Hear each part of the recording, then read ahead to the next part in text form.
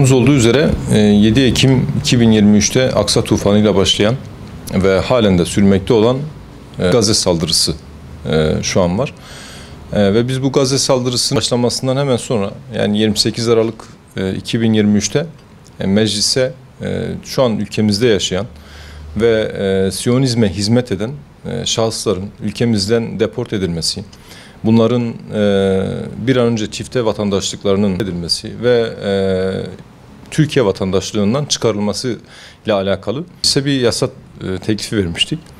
Şu anda geldiğimiz noktada bu yasa tasarısının, yani bu kanun teklifinin mecliste ilk görüşülmesi tamamlandı. Şu anda ikinci aşaması, yani bunun yasalaşması ile ilgili süreç işliyor.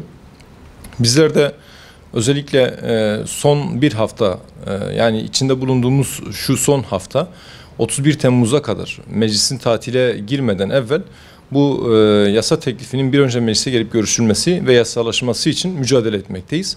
Ki bu 2 ay sonrasında meclisin tatile girmeden olması için mücadele etmekteyiz.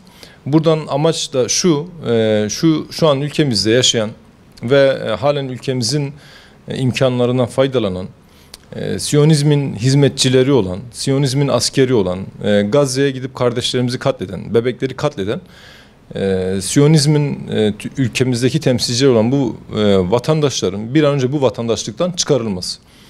Amacımız, gayemiz bu. Ülkemizin imkanlarından faydalanıp kardeşlerimize kurşun sıkan Siyonizmin askerlerinin bir an önce ülkemizden deport edilmesi, vatandaşlıklarının iptal edilmesi, ayrıca orada katliama karışan, bir şekilde bu kanda eli bulunan bütün bu Siyonist askerlerin bütün dünyada kırmızı bültenle aranıp ve ülkemize teslim edilip aynı zamanda bu şahısların hem idamla yargılanması ve kendilerinin Türkiye'de var olan tüm mal varlıklarına el konulmasını istiyoruz. Yasa teklifimizin içeriği bu. Bütün siyasi yetkililerin, tüm kamuoyunun bu konuda Hüdapar'ın, partimizin gündeme getirmiş olduğu bu yasa teklifine destek vermelerini ve Türkiye Büyük Millet Meclisi'nin de bu hafta toplanacak olan komisyonda bu konunun görüşülüp bir an önce bu konunun karara bağlanmasını bekliyoruz. Bu minvalde bakıldığı zaman misak-ı milli sınırlarımız da göz önünde bulunarak bu coğrafyamızda yaşanan bu süreci de ve yıllardır bitmeyen PKK terör örgütü sürecini de bu işin içerisinde konulduğunda ne kadar vahim bir tabloyla karşılaştığımızı, dolayısıyla İsrail'e bakıldığında sadece orada bir Filistin halkının meselesi gibi basite indirmek, Kudüs'ü sadece bir inanç coğrafyası olarak değerlendirilip ne yapalım diğer Müslüman coğrafyalar da ilgilensin deyip Türkiye için bir sanki ikinci, üçüncü bir planmış gibi kenara konulması doğru değil. Türkiye sınırları içerisinde yaşayan, vatanını, milletini, toprağını, ulusunu seven, ümmeti seven tüm insanların bu konuda hassasiyet göstermesi gerektiğini ben düşünüyorum. Çünkü bu mesele artık milli bir meseledir.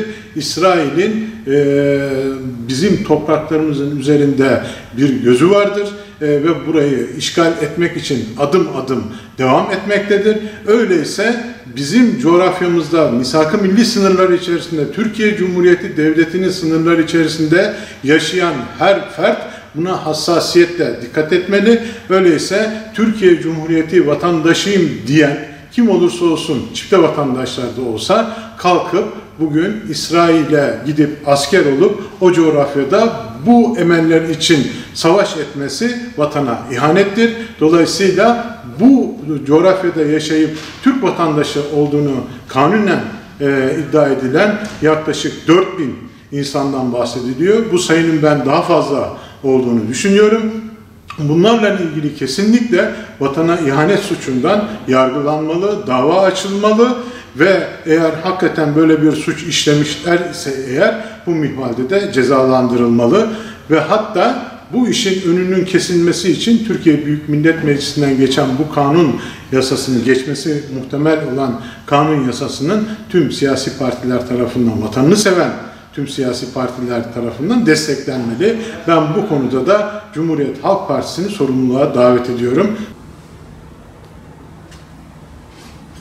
Bunu Yeniden Refah Partisi'nin özellikle kırmızı çizgimizdir dediği Filistin konusunda milletvekillerimiz tarafından kesinlikle bu Hüdapar'ın uygulamış olduğu açıklamaya tam destek vererek tarafımızı belli etmiş olduk. Tabii ki bunda çok düşünülecek bir şey olduğunu zannetmiyoruz. Yeniden Refah Partisi olarak, teşkilatlarımız olarak. Orada bir insanlık katliamı yapılıyor.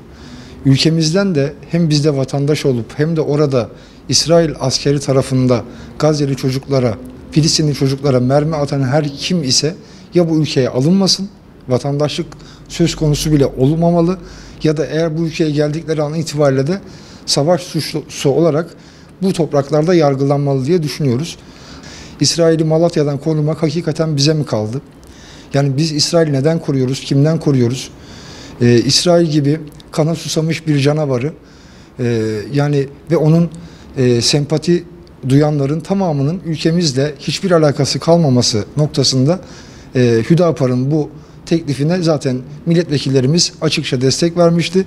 Hatta biz bunun sonraki adımlarını da değerlendirerek partimizin görüşü olarak bunları ifade edebilirim ki mutlaka bu nihayete ermeli. Kürecik savunma sistemi İsrail'i korumaktan vazgeçmeli. Gerekirse İncirlik hava üssü derhal kapatılmalı diye bunu da defaatle söyledik.